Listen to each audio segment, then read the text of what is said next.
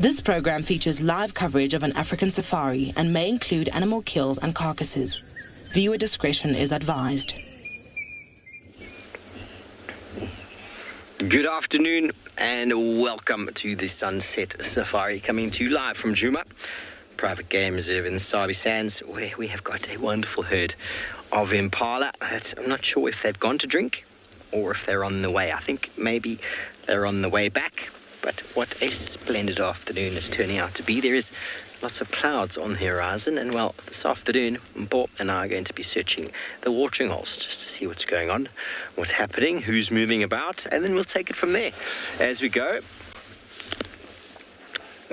Not only ourselves, it's also Tristan, who's out with Theo. We got Tess with Sebastian out in Ngala, Moritz and Craig out in Tswalu Kalahari, and Taylor and Gerrit in Prrivate, as well as Matt and Glenn out in andBeyond Phinda. And we welcome you on board your live African safari.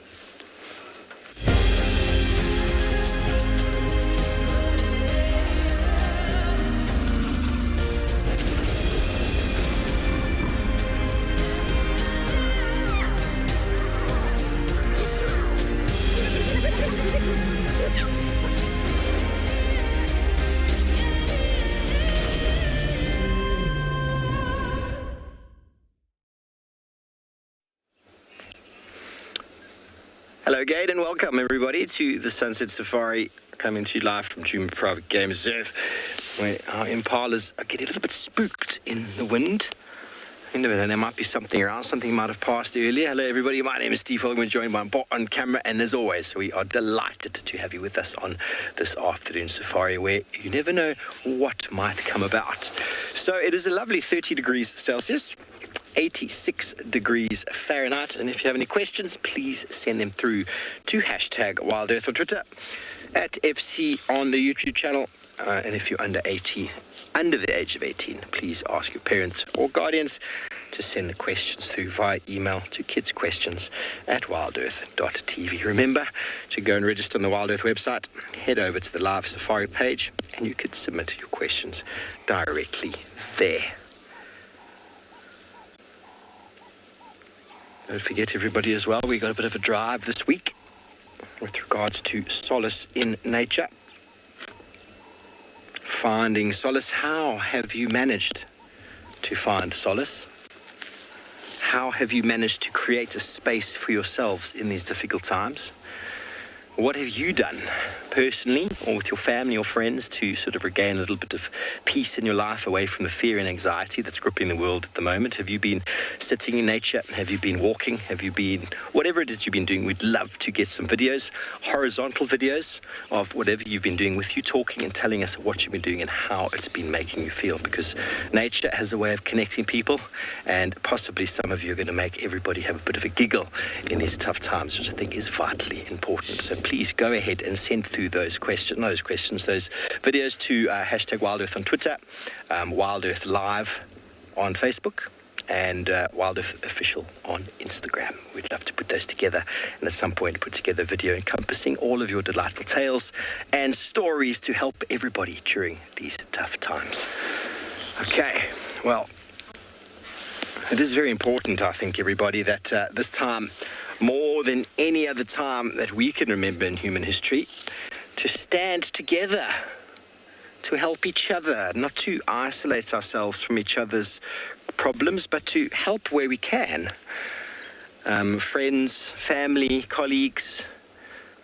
When we talk about support networks, what is the purpose of a support network if after all of these years it suddenly collapses when it is most at need? Yes, the world has been going through some very interesting times, and well, we need to help each other out. We need to put aside differences, and we need to look towards the human society and the human culture. Now, how is it that we became human? Once upon a time, hunter-gatherers or whoever were walking along, and an individual fell and hurt themselves, and the first humane act was to help heal that person, not leave him behind for the wolves. And that is where the word humanity comes from. So let's embrace humanity while we send you over to Tess, who'd like to say good afternoon.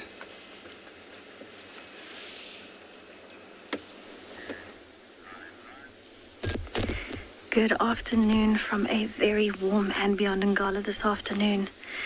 So I am sitting here with the wild dogs that are still napping in the shade of the guari trees in that beautiful big clearing where we found them this morning.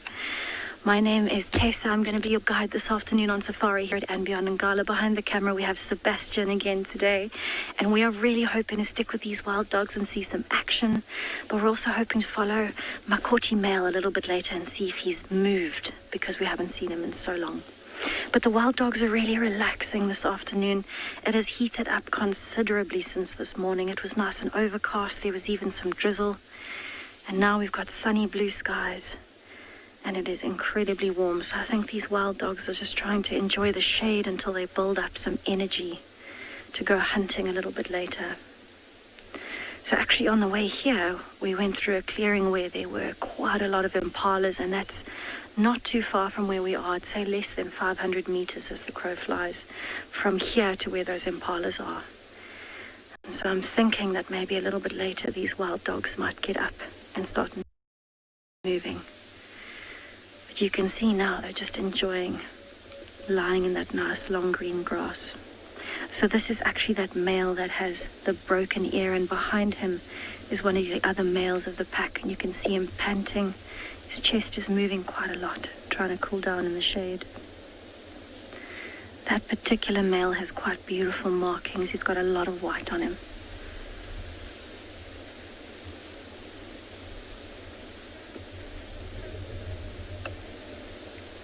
So we do actually have the rest of the pack spread out around these two. They're in the long grass, and every now and then all we see is just a head poking up out of the grass. Occasionally they might hear something, or a tail flicking just like that one. So there in the background you can see some ears moving in the grass. But it's incredible how well they camouflage. If we did not know that these wild dogs were here, we would not see them by driving past. It's always a very special time when you get to sit with wild dogs in the quiet.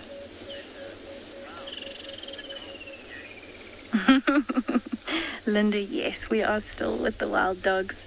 When we have them close by like this, it's really, really nice for us to come and be able to see them as much as possible. And what's nice as well is it's different to the cats, because the cats, once they're sleeping, you know, a lion might sleep for 16 or 20 hours in a day. And although it looks like the dogs aren't doing much else, they're actually incredibly active as the sun starts to set a little bit. So every morning and every evening they're going to start moving. And we do have clouds building up in the far distance, so I think they are going to come rolling in. And then these sleeping wild dogs will wake up, and it'll be absolute mayhem. It's one of those things that I really love about wild dogs in particular, is how active and how social they are. Every time somebody wakes up, there's a commotion of greetings and squeaking and sniffing each other. And it's always a lot of fun to watch and experience. So for the time being, all they kind of do is when they start getting hot on one side, they might shift over and move to the other side, or turn onto their backs. Or they might actually get up and move to a different spot where the ground is cooler from the wind, where their body hasn't heated the ground. But these two are fairly old dogs in the pack. So these two tend to spend a little bit more time sleeping, where the pups might be a little bit more active a bit earlier on. But what I'm going to do, I'm actually going to stay here with them for a little bit longer and see if they maybe start getting active as the clouds roll in. And I'm going to send you over to Phinda for a warm greeting.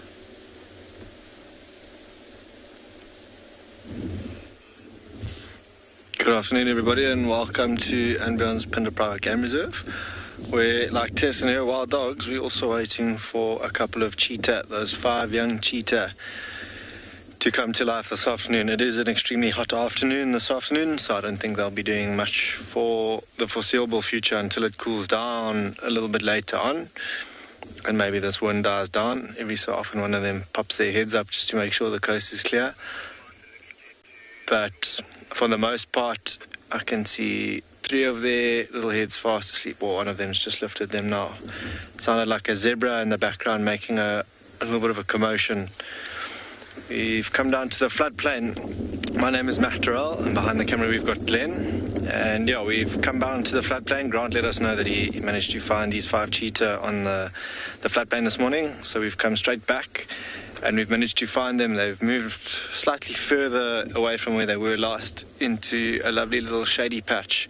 And with this cool breeze that's blowing, quite a strong breeze at that, they are probably quite comfy in there. As soon as you venture out into the sun, it is extremely hot still. But here on the floodplain on our way in, we drove past several herds of wildebeest and zebra, and in amongst there were a couple of young zebra calves and foals running around as well, which, you know, could certainly be on the menu for 5 cheetah of this age.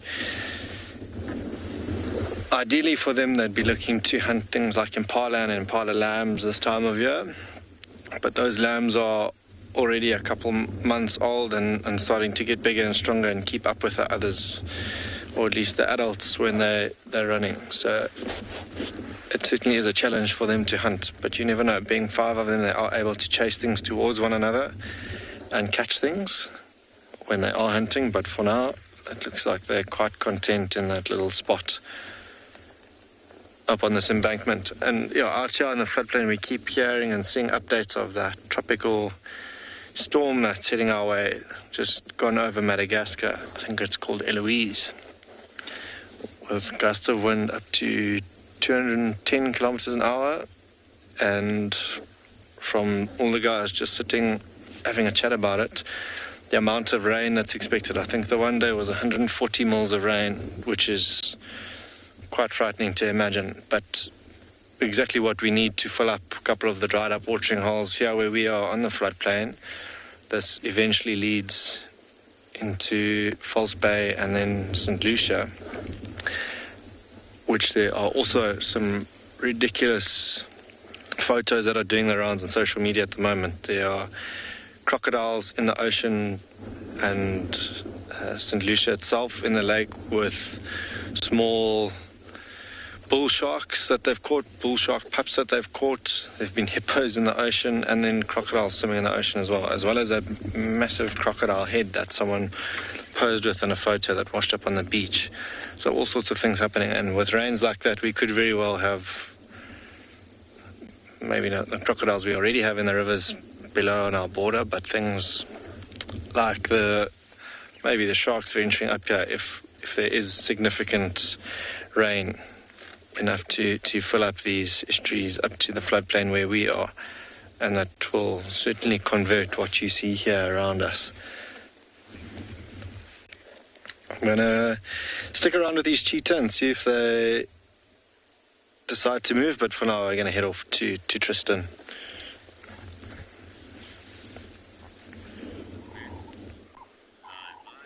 Well, hopefully they will move at some point. What we're watching move is the tiniest terrapins I've seen in a very, very, very long time.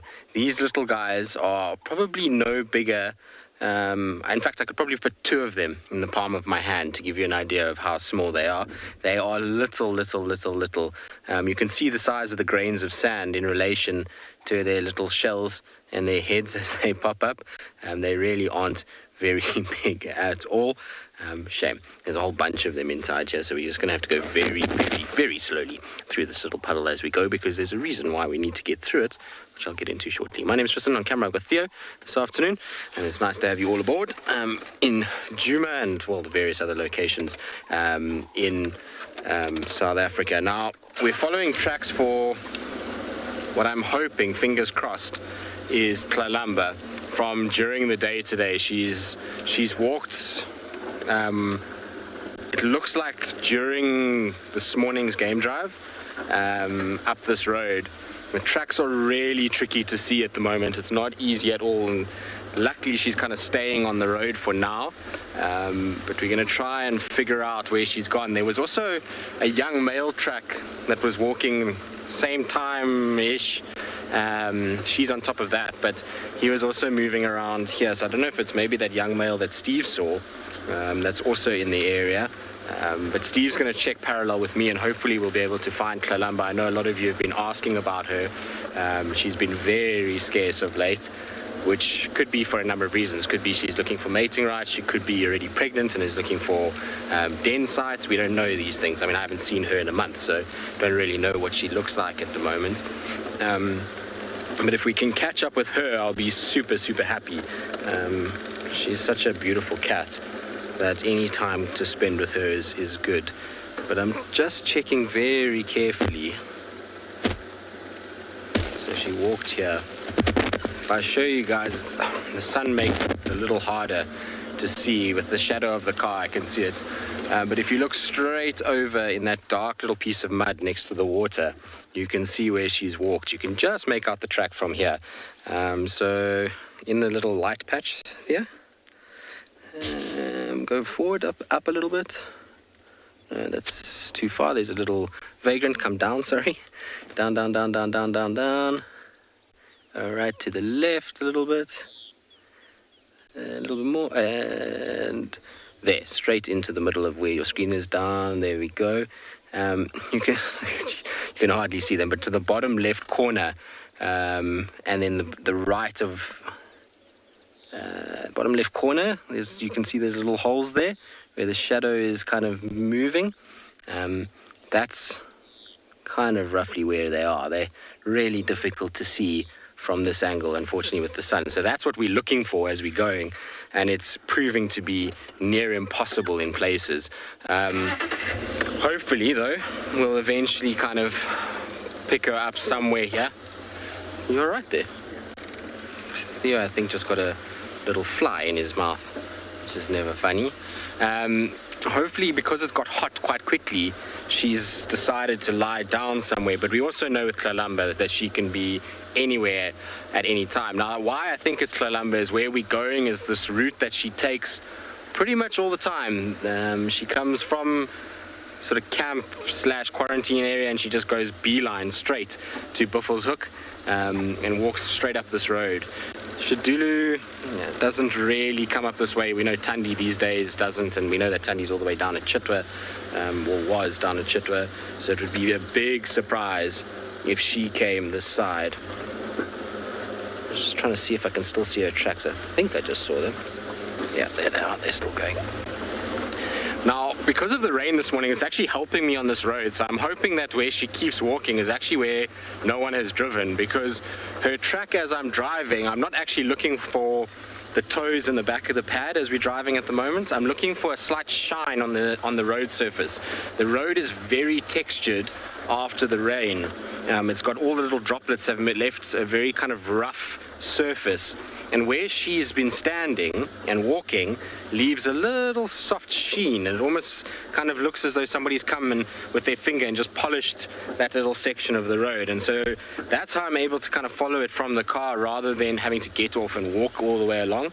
And in fact, actually walking on top of the tracks with the bright sunlight that we've got at the moment is harder than me just being in the car at this angle and just seeing that slight little shine on the road as it goes. It's not just very kind of distinct, but you can, once you start to see the pattern, you can kind of figure it out as it goes. All right, I'm going to try and follow these tracks, see where they go. We're right up near Buffelshoek's boundary already. I'm pretty sure these are going to cross in that side. Hopefully she's not too far from here.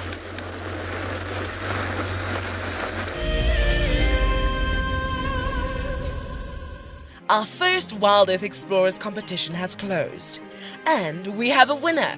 Congratulations to Chantal Sleep from Benoni in South Africa. I felt totally overwhelmed for winning this prize. I will be taking my son with me, and I can't wait to share this experience with him. Chantal and her son have won a behind-the-scenes WildEarth experience at the magnificent and beyond Ngala tented safari camp. The prize includes a 3-night stay and a chance to sleep out in the unique Ngala treehouse. I would like to thank WildEarth for making this dream come true, and I encourage everybody to subscribe, to become an explorer, and stand the chance to win these amazing prizes, and so much more. For this month, we have a brand new prize. You could be jetting off to Tswalu in the Kalahari for a 3-night stay at the luxurious Motsi Lodge. Open to all WildEarth explorers who have signed up before the end of January 2021. Terms and conditions apply. This is Rusty. He's my favorite vehicle and we've been through all the good times here in the bush. Now, if you feel a connection to Djuma Game Reserve like I do, then we have a fantastic opportunity for you. You can have your name engraved on a brushed metal plaque just like this one, and we will attach it to Rusty so you can always be with us on safari in spirit. We will even send you a digital photograph once your plaque is mounted on Rusty. Spaces are limited, so grab your spot now.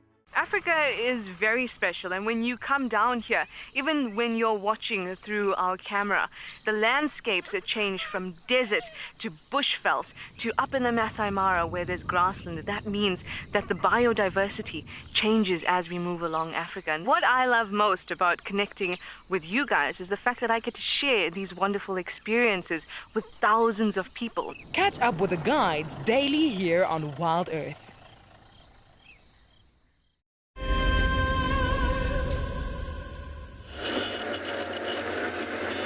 Well, welcome back to Djuma, everybody, where Tristan and I have been chatting. I searched what I thought was almost every road of the property this morning on Djuma. Couldn't find a leopard track, and he goes out onto Gallagher Shortcut and finds 2 leopard tracks, male and a female. So just giving him a hand, checking. We were going to check the water points anyway, so we're checking Gallagher Pan now after Vuyatela Dam. Some old lion tracks over there. Telematis came in here the other day. Walked straight through, probably drank a Gallagher, ended up in quarantine. We tracked them all the way down to the south. But sometimes that can make life difficult. Pride of Lion tracks in amongst looking for a young male leopard. But ideally he would have been going the other way. But the sun is coming through the clouds, or has broken through the clouds, and it is, the UV index feels very, very warm.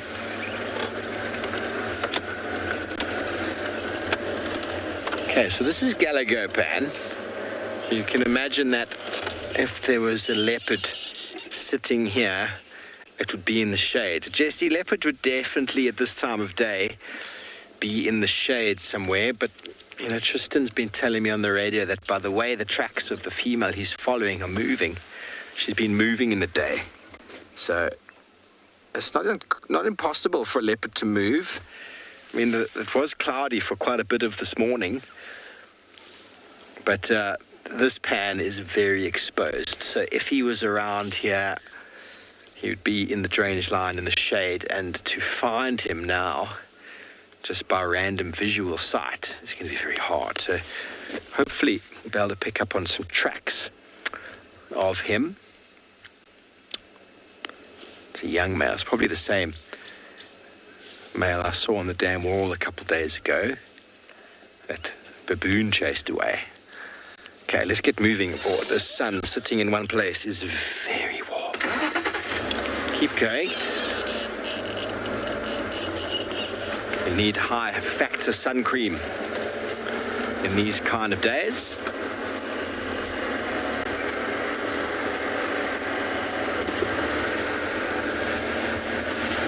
We'll see what we can do. We'll have a look around. Maybe we'll be lucky. Tristan's on tracks. He's found tracks. So I'm just covering some ground to assist in maybe cutting something else. That the male and female were walking together, apparently, and they split. Maybe they weren't walking together, but just he was following her. And maybe it's Kalamba, who we haven't seen in ages. She must be becoming mating ready. And won't that be interesting? Little Princess Kalamba ascending to the royal throne herself. Well, talking about cats, Matt and Phinda, andBeyond Phinda, he's caught up with his cheetah.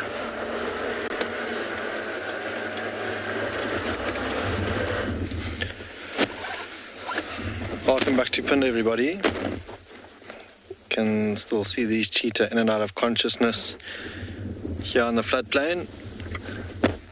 Still far too hot for them to be hunting, although they're starting to show signs of getting up and active. That little bit of grooming that you see, and maybe some yawning, although I don't think they'll move from where they are now because it is really hot in the sun. Big old yawn, maybe. Maybe though, I'm sure they know that other predators, lions and leopards in heat like this will still be fast asleep. So not a bad time, and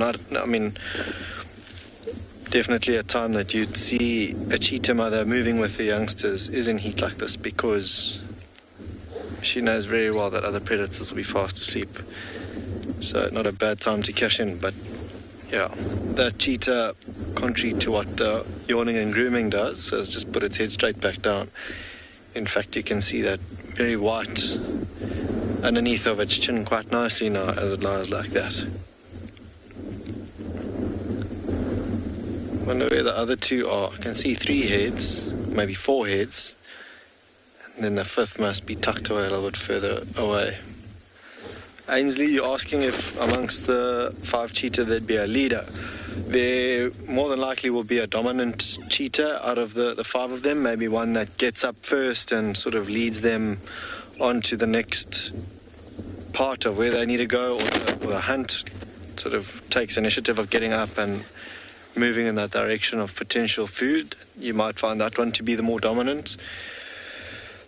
And obviously there'll be a pecking order when it comes to food, that some will eat, being the 5 of them, quite a few mouths to feed. If they catch something small, they'd fight for the spots to get the best feeding. So absolutely, Ainsley, in amongst the slot there will be somewhat of a hierarchy in amongst them. But for the most part, they all get along really well. And they'll still be together for quite some time. They are only 9-10 months old now, and are only really independent at around 18 months to 2 years old. But we're starting to see quite a bit of movement. They've got quite a nice vantage point from where they are, looking back over the floodplain, where a couple of zebra off in the distance, and further back, which we won't be able to see now, but up on the other side were some wildebeest and their calves, which I'm quite certain that they can see from there. But it's like a little hideout that they've got with little gaps that they can see through and all around them for their next potential meal. I don't think in heat like this that they'd set off to hunt. Not the most ideal conditions, and they obviously get very tired very quickly running at those high speeds. So we'd rather wait for the afternoon when it's a little bit cooler. Just every so often lifting their heads to see what's about there. A couple of zebra walking past in the distance that they might have noticed. Maybe some warthog. But once they're happy that everything's good and safe, they put their heads straight back down. But definitely worth seeing what they get up to later on in the afternoon when it cools down a little bit more. It is still really hot out here this afternoon. You can see that zebra walking off in the distance in front of us.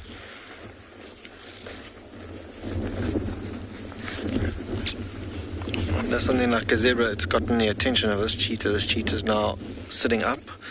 If it carries on up and around here, luckily for the cheetah, the wind's in their favour, but they could very well chase them. But we're going to head off to Steve, see what Steve's got.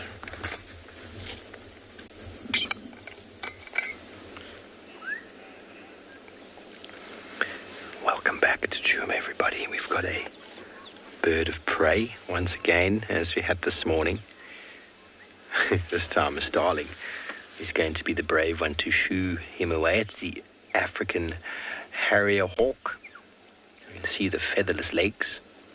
Can't really make out the coloration in this light. The sun is almost behind him. There we go. Starlings are all. There we go. There's a fork-tailed drongo. Aren't they brave characters, these birds? But some people will suggest that the African harrier hawk, which is a bird or nest raiding specialist, actually flies low, like just above the canopy, to attract these birds, hole nesting cavity birds such as the starlings and the like, because then he knows, there must be a nest nearby, and then will actually pay attention to where the nest is. So he attracts the attention of the birds, and the more vigorous the birds are, the closer to the nest he feels he might be.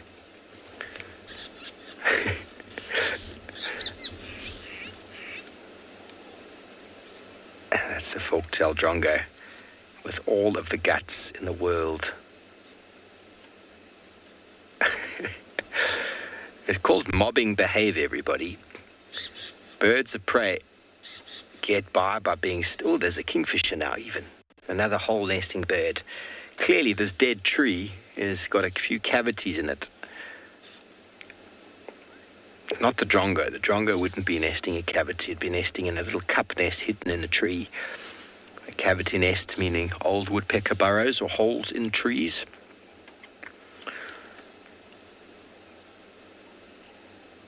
And so the mobbing behavior is to basically tell the predator you've been spotted and your stealthiness has been thwarted. Kelly, a smart bird, you reckon? Well, that's what people think, you know. Right now he's gained the attention of an enormous amount of birds. They've all come to shoo him away. And so often predators, including cats, once they've been spotted, they've lost that edge and off they'll go. But the harrier hawk doesn't conceal his appearance at all. He flies laboriously through the sky. Very characteristic flap, flap, glide, flap, flap, glide. And then once detecting where he needs to be, he can actually climb up the tree, holding on with wings, holding on very acrobatically on the tree, while a leg finds holes and cavities to probe inside of. So, always very interesting to see.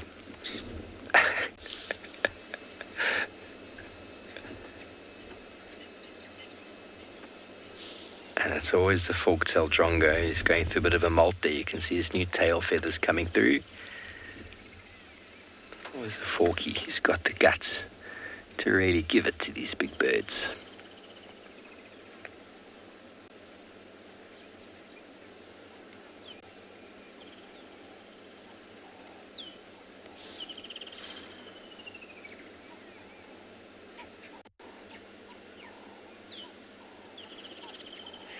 It's not looking too concerned, though, the African harrier hawk, is it?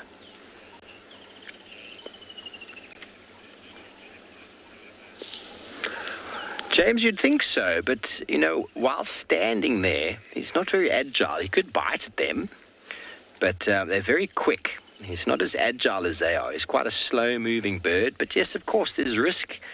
There's risk. But the African harrier hawk isn't an aerial hunter. It's a nest prober. So many of the other birds of prey that we see, such as goshawks and sparrowhawks, even the tawny eagle, they're very, very good at catching and attacking things in the air, using their body and their strength and their talons and their speed. This bird's got a different strategy altogether. It knows. Almost looks like it's shaking with excitement right now. Almost looks like it's shaking with anticipation for what's going to happen, and now might even start to climb up and down the tree, looking for the telltale signs of a cavity. So it'd be interesting to see.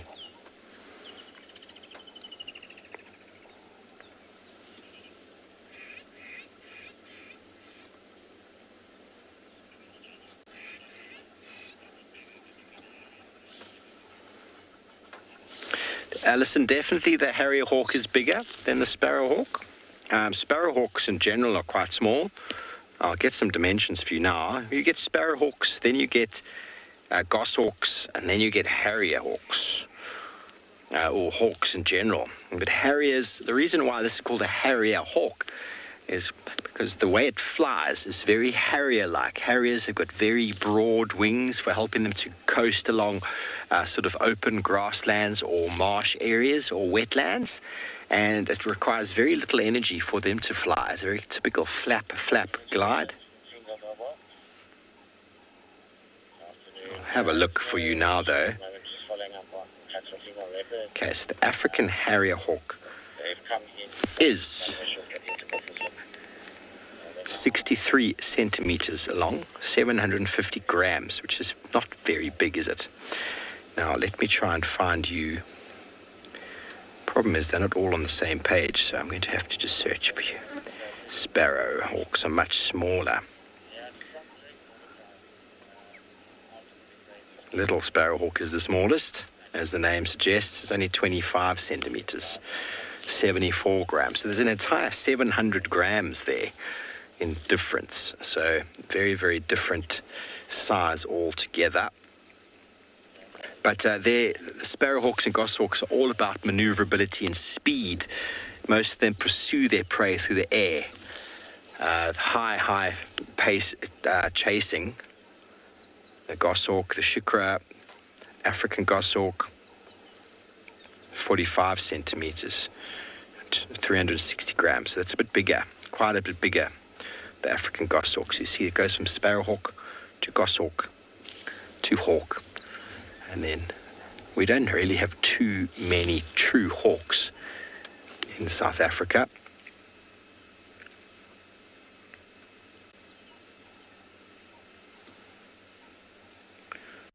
The hawk eagle, which is 1.6 kilograms, the African hawk eagle. James, this is your favorite raptor. Okay, it's a very sneaky little fellow, isn't it? He's just, all the attention. Look at all the attention he's gained for himself. Now, looks like he wants to start climbing the tree. Come on, show us how you climb.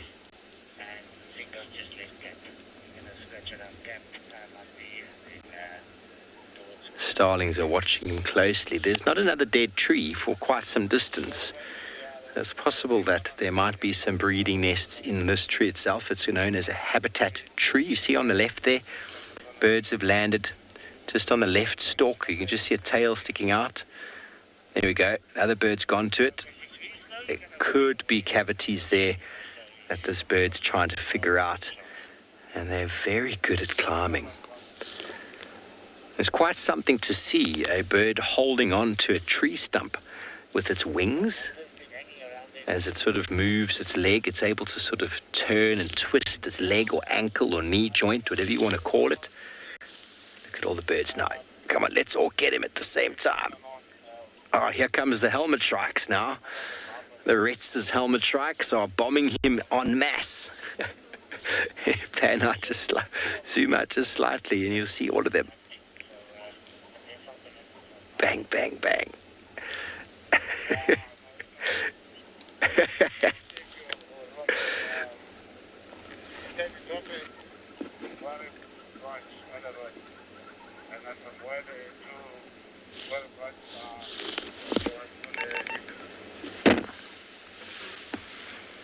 Oh, he's definitely gotten all the attention, hasn't he? You know, when you're trying to find out whether you're in the right area, this bird has figured out he's definitely in the right area. Everybody going, but no one really committing.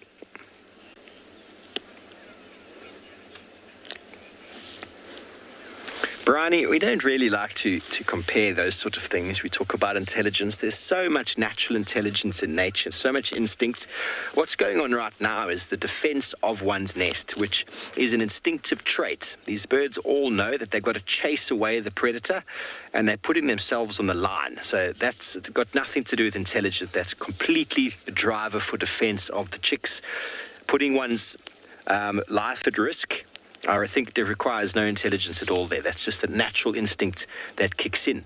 But this bird's learned behavior, the hawk's learned behavior, African harrier hawk's learned behavior, is to try and figure out where the nests are.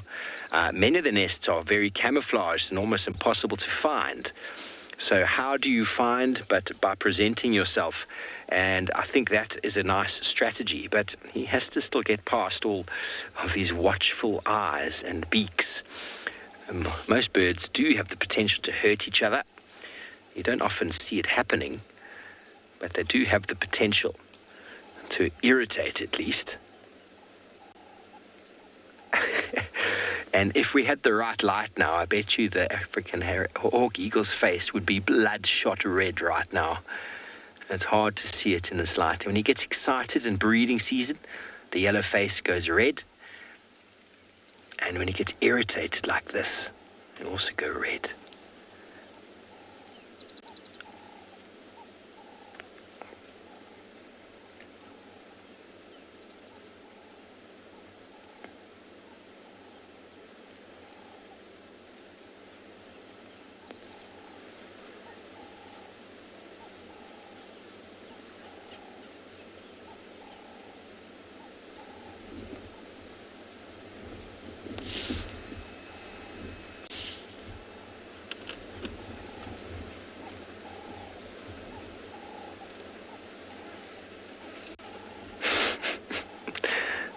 And if you can hear the clicking sounds of the Retz's helmet sharks there.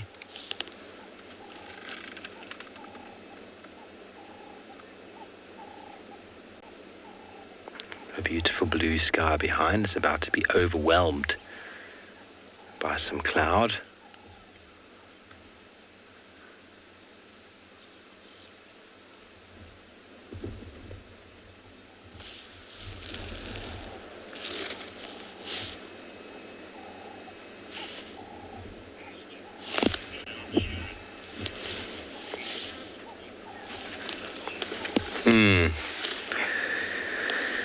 Well, Sharon, I don't actually know what the exact difference is between a hawk and an eagle, but what I do know is that eagles, or true eagles, have got feathers all the way down to the foot, all the way down their leg, and possibly hawks don't. When we look at all the sparrow hawks, the goshawks, none of them have got feathers on the legs, a harrier hawk, but a true hawk, we don't really have any true hawks. So that's the definition of an eagle. A true eagle has got feathers all the way down to the foot. Eagles are also generally a little bit bigger. And why the feathers all the way on the foot for true eagles? It's hard to say. It's hard to say how that has come about. And the starlings are back. But there's definitely an enormous amount of temperature regulation that takes place on legs. Snake eagles have no feathers on the legs either, and that's due to most likely the fact that they deal with snakes, and hence to have feathers on the legs would require a blood capillary network to the surface, to the skin, because feathers work almost like hairs in a way. They need a network of veins and capillaries, and so to have them, you would have the potential of being envenomated if being bitten on the leg.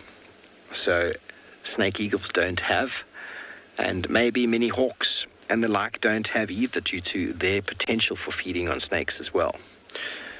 There's nothing to stop large eagles from feeding on snakes, but their killing strategies are normally one of very powerful pressure of the talons behind the neck or on the spine.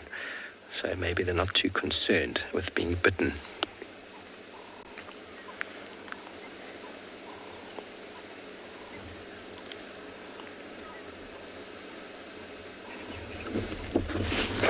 Okay, well, we're going to move on from our activity here and see if we can give Tristan a little bit more hand with those tracks.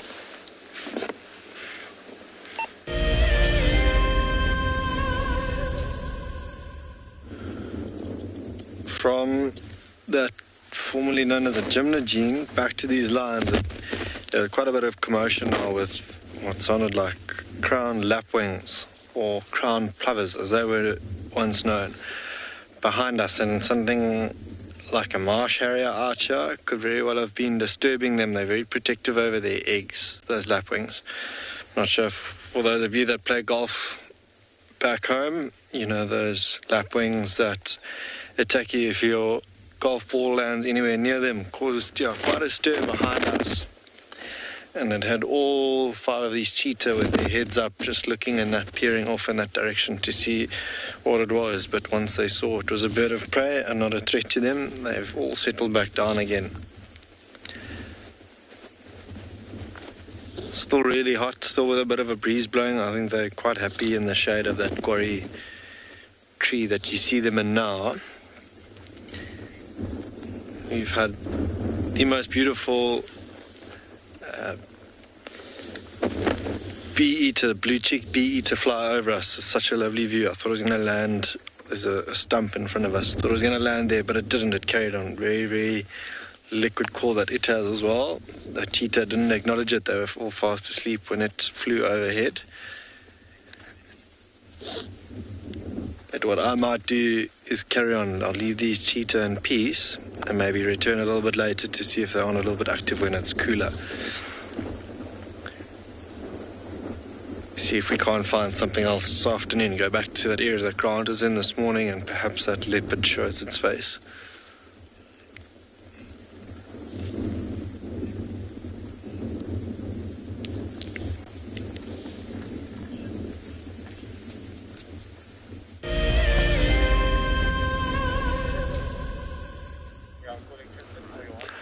And that's how it goes. I'm so excited because we've tracked her so far and we've managed to find the little princess sitting beautifully in a tree for us. She's taking it very easy. To give you an idea of how far we've come from Djuma almost, I don't even know how far into Buffelshoek now, and she was going up and down, around and about. Her tracks were all over the place, and then she kind of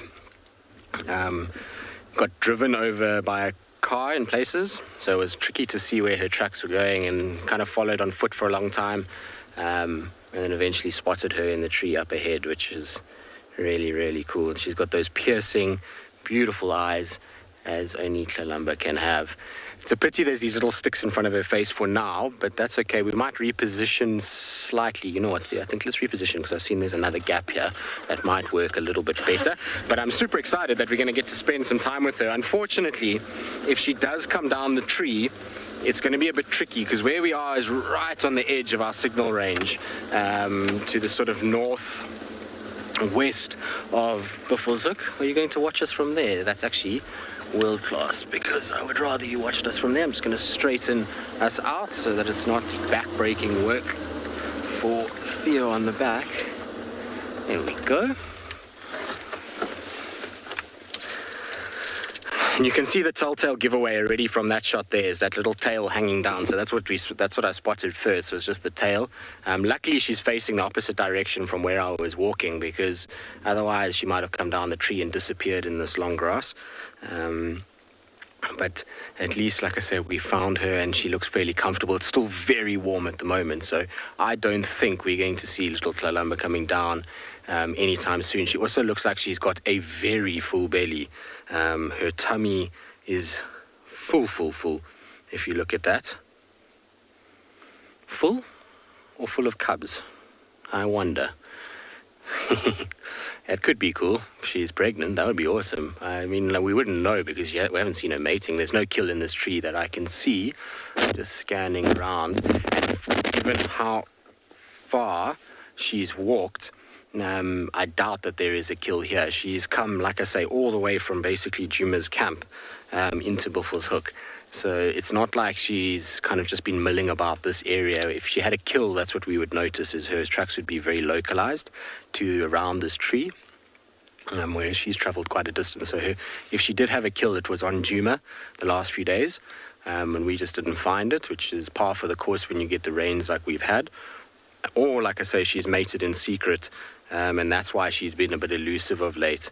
It's going to be really fascinating to watch. At least we now know where she is and where she's hanging around and kind of what routes she's taking. And that's going to help massively for us in being able to keep tabs on kind of where she is.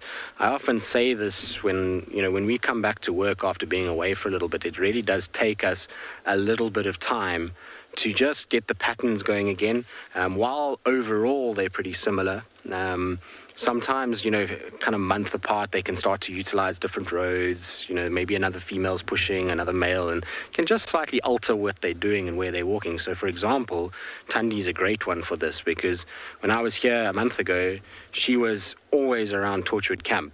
A month later, and she's just pretty much on Chitwa 90% of her time at the moment. So it just kind of takes a little bit of time just to figure out the patterns of each individual leopard, and to be able to then work out where they're walking. Well, once you've got an idea of the areas that they're occupying, that then makes life so much easier in terms of being able to find them and just monitor them a little bit more. And of course, if she is pregnant, which, like I say, is really difficult from this angle, you can't tell whether she is or not, then we need to keep tabs on her more kind of regularly than before, because I'm kind of in two minds about where she's going to den. She's either going to den kind of central Djuma or deep in Djuma, or I think she might even give birth here in Buffelshoek. I think she's found it's quieter from a hyena's perspective up this side, and she's spending a lot of time up in this northern sector. So we'll just have to see how that influences her potentially kind of denning and what she feels in terms of denning. All right, well, we're going to stay with her for the afternoon. I'm sure we're going to have a wonderful sighting. And while we do that, let's send you across to some hyenas at Ngala.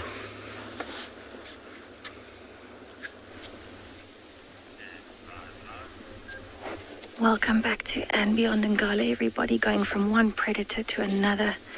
We have found a spotted hyena that is chewing a very smelly carcass. And it looks almost like a tortoise shell. It's quite rounded. We haven't had a very clear view of it yet. And this is a young male spotted hyena. It's busy trying to spit a piece out there. Readjust it in the mouth. And it's so unusual for a hyena to be in full sun in this heat at this time of the day. And so we thought, as soon as we saw it, it must be eating something if it's out in the open. And sure enough, here it is chewing. So you can see it's still a fairly young hyena by how dark the spots are, but also by how light that mane is down the back of the neck.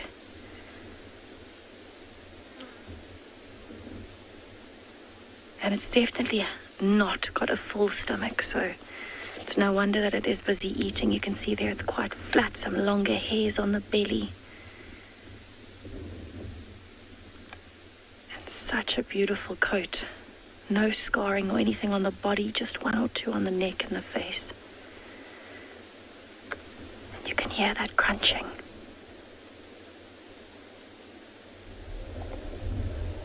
Wow, look at that. See how it's actually standing on it with its paw to break off bits of that bone. So hyenas are one of the few things that will actually eat through majority of the bones on a carcass. It's a very high calcium intake. And they've got such a strong jaw, specifically designed to get through all of these bones, and the teeth are also incredibly strong. And they're one of the very few animals that can actually cleanly break through a tortoise shell. Interestingly enough, the only bird that seems to be able to do it is the southern ground hornbill.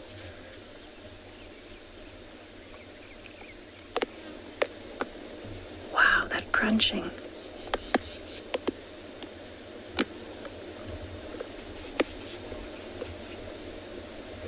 So we're not sure if this hyena found this carcass or if it actually, killed it itself.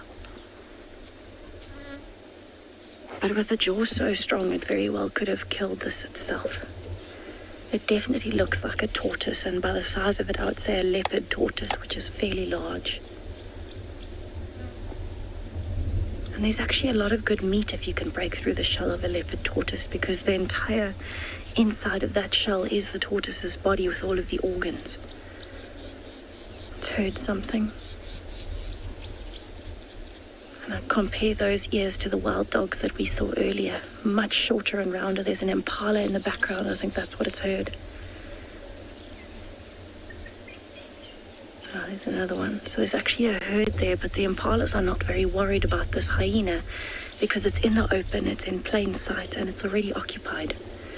So you can see it's looking over, but it's not alarm calling, it's not running away. And that impala can hear the crunching just as much as you and I can.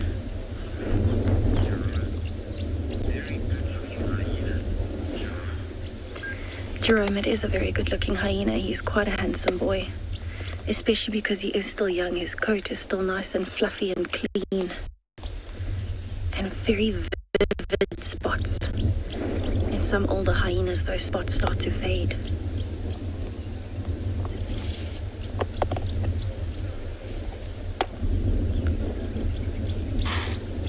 that impala's just alarm called for the first time. And I think it actually wasn't the hyena that spooked it. There are some elephants that we can hear rumbling and causing a bit of a ruckus in the background. And I think that combined with the hyena in front of them was enough to make them a bit more nervous.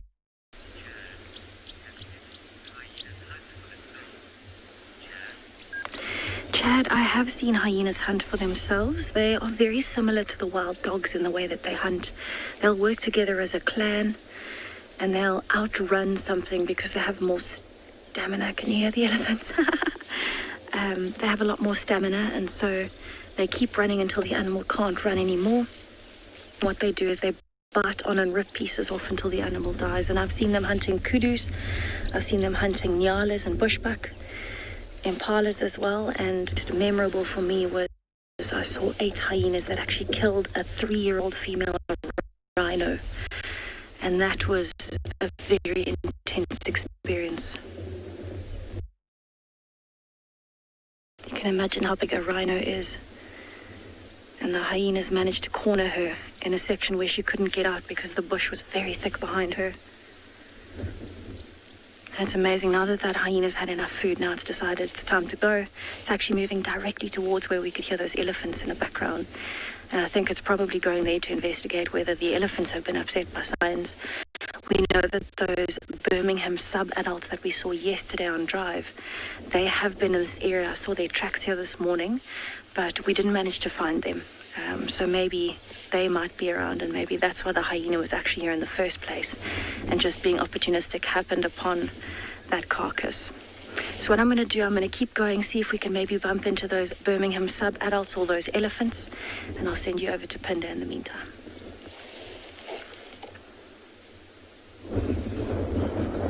Welcome back, everybody. I know I spoke about those big herds of wildebeest a little bit earlier on, and we've come just on the other side of where those cheetah are to that herd of wildebeest. The one on the left-hand side, one of the adults, is just laid down flat on its side, but now it's up again. And you can see dotted in amongst them are those really light-coloured calves in and amongst the adults. A couple of them lying together in the middle, a couple of them standing, 1 or 2 suckling out here in the open.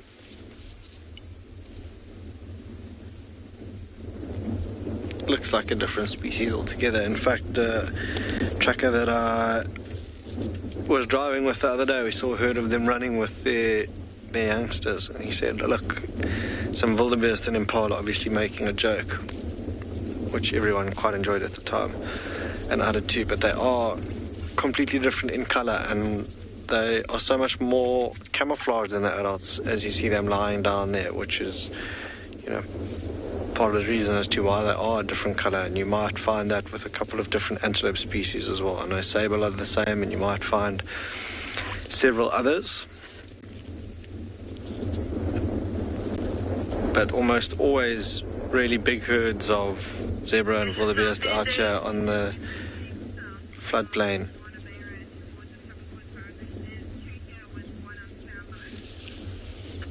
Just looking around, every so often we see things like warthog out here as well.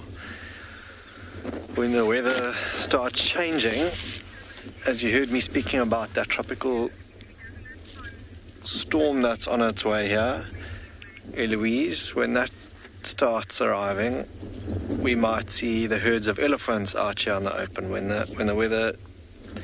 When it changes and it starts raining, they tend to head down south. The grass is down in the south, being a little bit more nutrient rich from the runoff from the minerals in the mountains, and that, you can imagine, is quite a sight emerging from those thicker areas at the back behind these wildebeest. And they always just keep coming, and I don't know for what reason, but when they cross these open areas, they always hightail it, literally just put their tails out, their heads down, and they run across the open to get to the other side, which is quite a spectacle. So maybe in the next couple of days you might see that on TV, and that is a treat. Go trumpet, and they literally go berserk as they run over.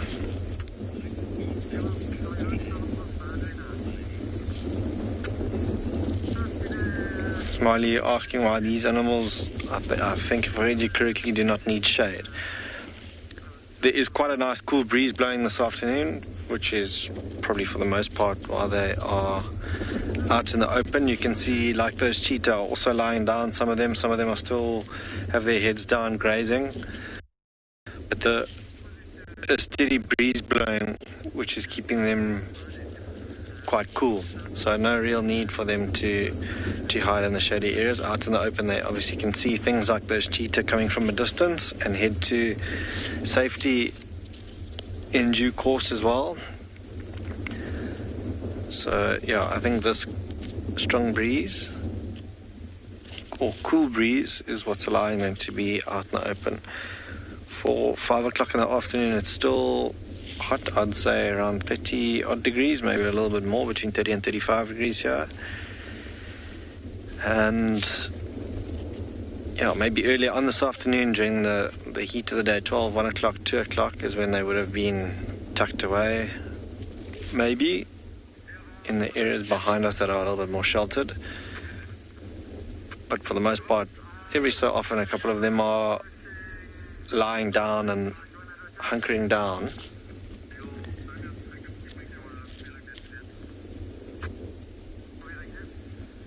And then when it starts to cool off in the afternoons, that's when you'll see them come out into the open, as you will with most animals.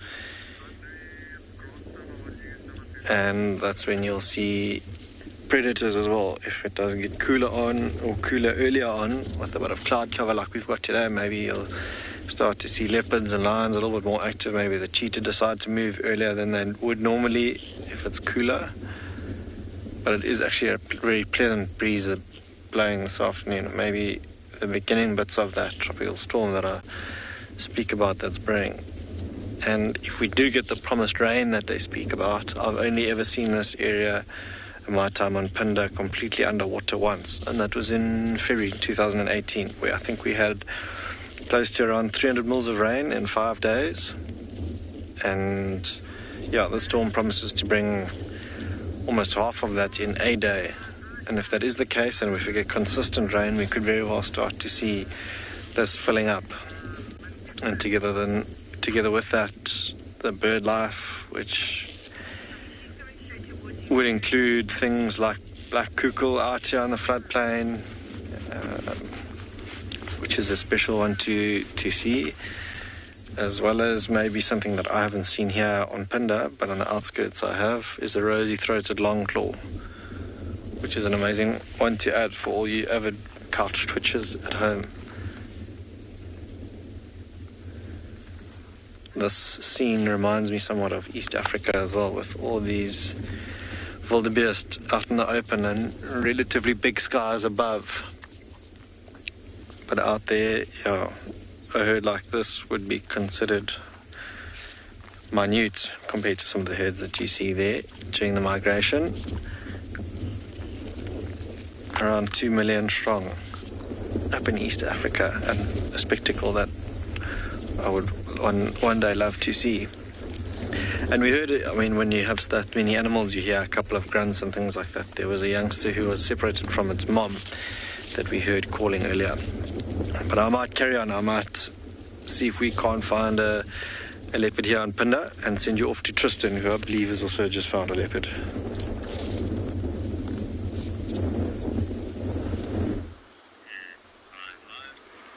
Well, Matt, while you carry on, we are still with Kalamba, and she's being a silly sausage. She's lying like an absolute clown. She's going to fall out of that tree now, because she's kind of half on her back, half on her side, and you know, you're going to fall like that. That is very unladylike the way you're sitting at the moment. Yes, you need to reposition yourself, because that's not going to work at all. She kind of was looking as though she was going to fall out of the tree for a second there. Okay, if that's how you want to lie, then you lie like that. That's still the youth in Kalamba, is to kind of lie in this odd way. But there has to be few leopards out here that's as pretty as Kalamba is. You know, she's developed into a nice sized leopardess. She's bulkier than what Thandi is, but she has the most beautiful piercing eyes, and this little pink nose, perfect kind of ears. She's as good looking a leopard as you could ever want to see. She really is pretty. I love the way her eyes kind of catch the light and how light they are against her coat. And if you compare her to Thandi's current cub, the difference in color of the coat is quite interesting. He's much, much, much lighter than she is. She's got a very orangey gold coat, and that only serves to enhance those light colored eyes. And you can see there's almost this kind of aqua blue sort of gray color coming through when the light hits them. Magnificent, isn't she? You can almost count the hairs on her nose from that shot. Super, super pretty. Oh, Tlalamba, you make us work hard to find you these days, don't you? Jeez. That's why I think I like her so much, is that there is definitely a reward in finding her, because it always takes time to find her, and you have to actually concentrate on looking for her in order to get lucky with her. I mean, every now and then we do just bump into her, but generally it's a task to find her and keep up with her. So I always like that kind of challenge. And then, of course, the fact that she looks the way she does, and that I always feel like I have a special little kind of thing with her, being the first person ever to have seen her in real life. Always makes me kind of think back to a very, very fond memory. Sheila, you say that beautiful, but with a grumpy face. She does have a little grumpy face. She inherited that from her mom. She has that stern stare that her mom gets. Luckily, what she hasn't inherited from her mom is showing her teeth and being a little bit snarly. She's, I don't think, ever snarled at anyone that I've seen, bar a hyena and Tingana from time to time. But otherwise, she's very mild-mannered in comparison to her mom. And she got Dad's relaxed side. She certainly has got Dad's sausage tummy at the moment, and Mom's grumpy face. Unfortunately, I actually forgot to talk about this morning. It's just so that everybody knows. I was talking yesterday about collecting scat samples, and we were talking about dads and things like that. Unfortunately, that project is now finished, so there's nobody doing that project anymore. So collecting the scat samples is not going to work. So unfortunately, from now on, all our cubs are going to be, again, just guessing mysteries rather than actual confirmed scientific knowledge. It's what happens sometimes. Projects can't run forever. It takes a lot of funding to run these things, and especially now more than ever, funding models need to go into on-the-ground conservation as opposed to nice-to-haves, which, genetic studies on the Sabi Sands leopards, I suppose in some ways is a nice-to-have when you compare it to poaching, snaring, and just protection of habitats. So you can kind of understand why that project has come to a close.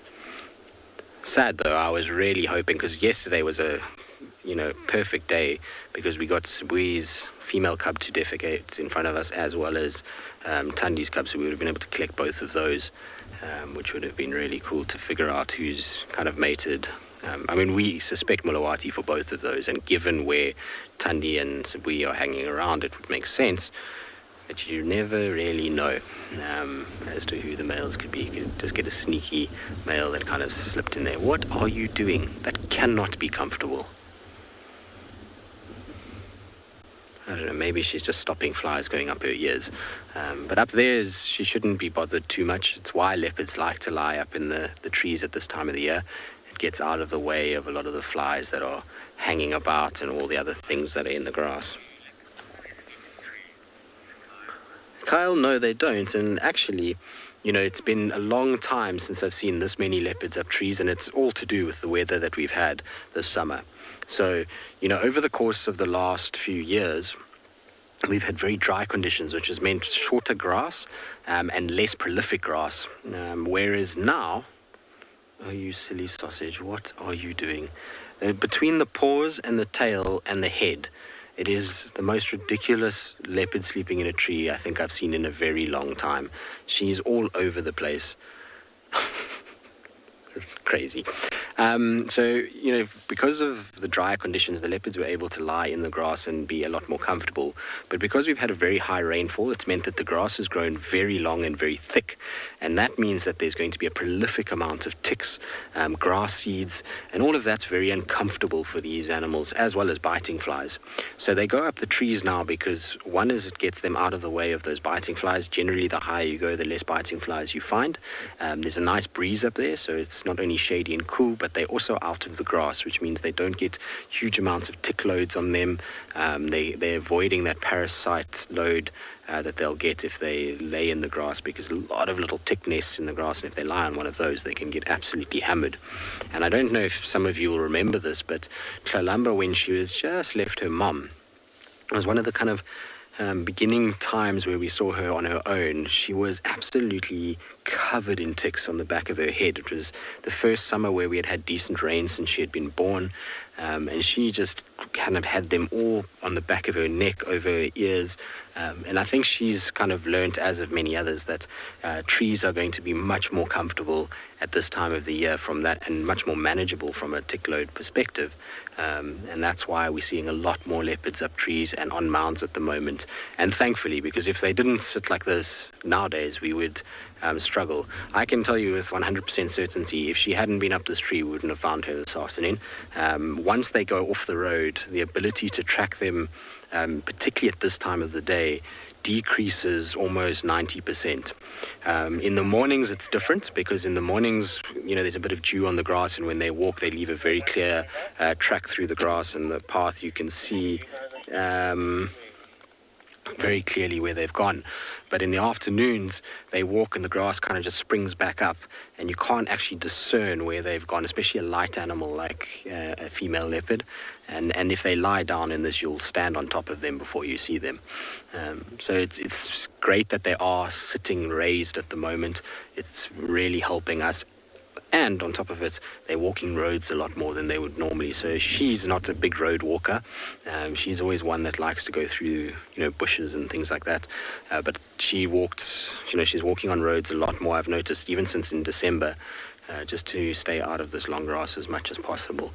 The other thing with long grass is you don't know what's in it. So you can walk along here and there can be lions lying right in front of you. It's dangerous walking in long grass. So if they can avoid it, they will try their best to do that. So it's going to be a good summer, January, February, March, April for us, because we're going to see a lot more cats up trees, which obviously is great because it's the quintessential kind of leopard thing, but they're not as arboreal as everyone always thinks. All right, well, we'll sit with Tlalamba being absolutely ridiculous up her tree. In the meantime, though, let's send you across to Tswalu to say good afternoon.